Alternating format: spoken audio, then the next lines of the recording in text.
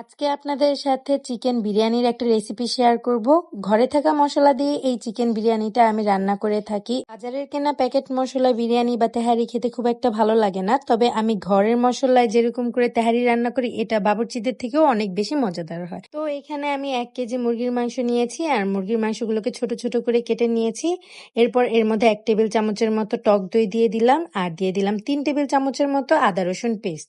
এরপর দিয়ে দিব 1 চা চামচের মতো ধনিয়া গুঁড়া। এরপর দিয়ে দিব স্বাদ মতো লবণ, 3টা তেজপাতা দিব। এরপর একটা বিরিয়ানি মশলা তৈরি করে নিয়ে এখানে অর্ধেকটা জায়ফল জয়ত্রী, অর্ধেকটা স্টার মশলা, 7-8টা কালো গোলমরিচ, 7-8টা এলাচ, 2 স্টিক দারচিনি, 1 টেবিল চামচের মতো জিরা বেটে নিয়েছি। আরও নিয়েছি 2 টেবিল চামচের মতো কাজু বাদাম পেস্ট।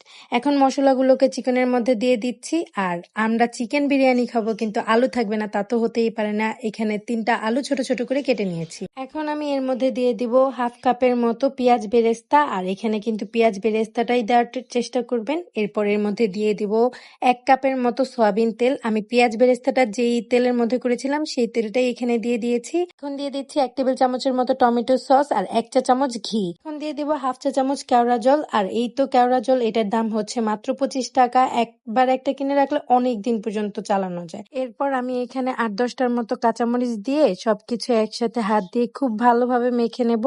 আর এই মাখানোটা একটু সময় নিয়ে করতে হবে যাতে আলু আর মাংসের গায়ে সব মশলা সমানভাবে মিশে। আপনারা যদি বিরিয়ানিটা গরুর মাংস দিয়ে রান্না করেন তবে সেই ক্ষেত্রে ম্যারিনেট করে রাখতে পারেন আধা ঘন্টার জন্য, তবে যেহেতু আমি চিকেন দিয়ে করছি তাই আমি সরাসরি চুলায় বসিয়ে দিয়েছি। এরপর আমি একটা ঢাকনা দিয়ে ঢেকে মাংসটাকে রান্না হতে দিব। আর কিছুক্ষণ পর পর ঢাকনা তুলে আমি এখানে নেড়ে দিচ্ছি। এরপর আবারও ঢাকনা দিয়ে ঢেকে দিয়েছি মাংসটা। আর ঢাকনা তুলে বারবার নেড়ে দিয়ে আবারও ঢাকনা দিয়ে ঢেকে রাখার প্রসেসটা আমি বেশ কয়েকবার করেছি। যেহেতু এটা মুরগির মাংস তাই মুরগির মাংসটা কষাতে খুব বেশি একটা সময় লাগবে না, 20 থেকে 25 মিনিটের মধ্যেই চিকেনটা রান্না কমপ্লিট হয়ে গিয়েছে। আর উপরে যখন তেল ভেসে উঠেছে তখনই বুঝতে হবে চিকেনটা সম্পূর্ণভাবে রেডি হয়ে গিয়েছে। পাতিলটা ছোট হয়ে যাওয়ায় আমি মাংসগুলো অন্য পাতিলে ট্রান্সফার করে দিয়েছি। এরপর আগে থেকে ধুয়ে রাখা চিনি গুঁড়া পোলাওর চাল আধা কেজি পরিমাণে আমি এখানে দিয়ে দিচ্ছি। এখন পোলাওর চালগুলোকে মাংসের সাথে খুব ভালোভাবে সময় নিয়ে মিশিয়ে নেব। আর 5 থেকে 7 মিনিটের মতো এগুলোকে ফ্রাই হতে দিব, মানে পোলাওর চালটাকে খুব ভালোভাবে ফ্রাই করব। পোলাওর চালটা যত বেশি ফ্রাই হবে পোলাওটা তত বেশি ঝরঝরে হবে। এখন আমি আধা কেজি চালের জন্য এখানে 1.25 কেজি একটু বেশি পরিমাণে ফুটন্ত গরম পানি দিয়ে দিচ্ছি। এরপর এর মধ্যে আমি স্বাদ মতো লবণ দিয়ে 2 টেবিল চামচের মতো গুঁড়া দুধ দিয়ে সবকিছু একসাথে খুব ভালোভাবে মিশিয়ে নিচ্ছি।